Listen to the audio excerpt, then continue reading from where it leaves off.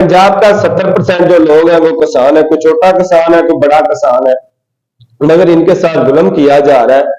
Urea खाद है, तो यकीनन वो कसूर में अगर बात की जाए तो वाफर मकदार में मौजूद है, मगर जो खाद माफिया है, खाद डीलर है, उन्होंने खाद को ब्लैक किया हुआ है। तो वो क्या कर रहे हैं कि हर बोरी पर तकरीबन 1000 रुपया अपनी यानी तो बचत ले रही है। अगर इतनी बचत ना दोगे तो उनको खाद नहीं मिलेगी। हमारी जिली इंतजामिया की ये लम्हा फिक्रिया है। तो जिली इंतजामिया को चाहिए, किसान तो पहले ही बहुत ज्यादा परेशान है। बिजली के बिलों की अगर बात कर ले तो बिजली के बिल इतने ज्यादा है कि किसान के जो अखराजात है वो नहीं पूरे हो रहे। जो छोटे किसान है वो तो पहले ही महंगाई की चक्की में पिस चुके हैं, तो जो बड़े किसान थे वो भी अब परेशान है। किसानों का कहना है कि अगर इस तरह का यानी कि हमें माहौल मिला तो हम अपनी ज़राअत को छोड़ देंगे, कोई और कारोबार कर लेंगे।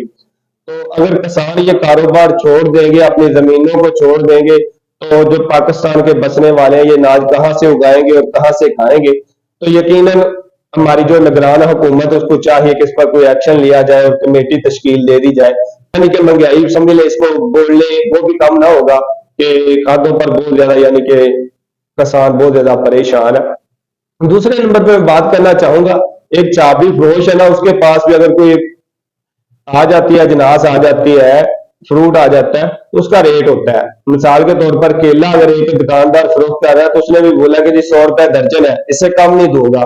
120 रुपया दर्जन, इससे कम नहीं दूंगा। अगर एक और दुकानदार वो सेब फरोख्त कर रहा है तो उसको देख ले, जी मैं 300 का केजी दूंगा, इससे कम मैं सेब नहीं दे सकता। या मैं 250 का केजी दूंगा, इससे कम नहीं दे सकता। अंगूर को देख ले, उसका भी रेट फिक्स है, जी मैं 300 का केजी दूंगा, इससे कम नहीं दे सकता। ये 250 का केजी दूंगा, इससे कम नहीं दे सकता। मगर एक किसान है, उसने अपनी 3 मंथ या 4 मंथ या 6 मंथ एक फसल को उगाया, पानी लगाया, खाद डाली, यानी कि दिन रात एक कर दिया। अगर रात के 12 बजे है तो उसने पानी लगाना, तो उसने सब कुछ छोड़कर पानी लगाना कि मेरी फसल तैयार हो जाए। अगर उसकी फसल तैयार हो जाती है, मक्की तैयार हो जाती है, गंदम तैयार हो जाती है, मुंजी तैयार हो जाती है, तो वो क्या करता है कि उसकी फसल को बेरहमी के साथ नीचे जमीन पर गिरा दिया जाता है। क्या उसको ऐसे तरीके से नहीं रखा जा सकता? उसका रेट किसान अपनी मर्जी से रेट नहीं मांग सकता, नहीं मांग सकता। ये किसान के साथ जुल्म हो रहा है।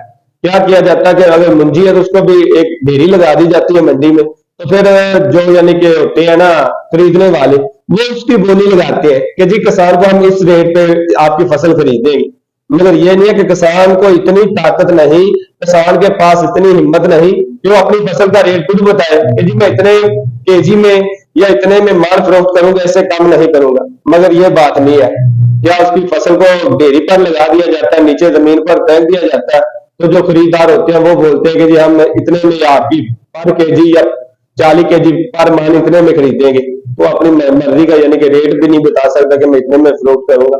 वैसे तो इस तरह होना चाहिए ना, जिस तरह बाकी यानी कि अजनास फरोख्त की जा रही है, जिम्मेदार जनाज फरोख्त कर रहे हैं, केले का ये रेट है, सेब का ये रेट है, इसी तरह मुंजी का भी किसान कहे कि जी मेरी जो मुंजी है ना, मैं इतने में मन फरोख्त करूंगा, मेरी जो गंदम है मैं इतने में फरोख्त करूंगा, मेरी जो मक्की है मैं इतने में मन फरोख्त करूंगा। मगर किसान को ये हक अदा नहीं है कि वो अपनी फसल का अपने मुंह से रेट मांग सके।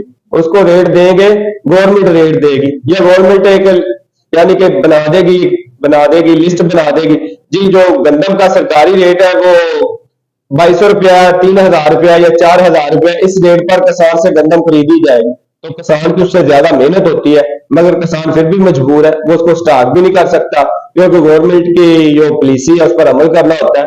तो किसान को भी रिलीफ दिया जाए ना। किसान तो पहले बहुत ज्यादा परेशान है। अगर बिजली के बिलों को देख ले तो बिजली के बिलों के माध्यम में किसान बहुत ज्यादा परेशान है। अगर खाद को देख ले तो किसान खादों में बहुत ज्यादा परेशान।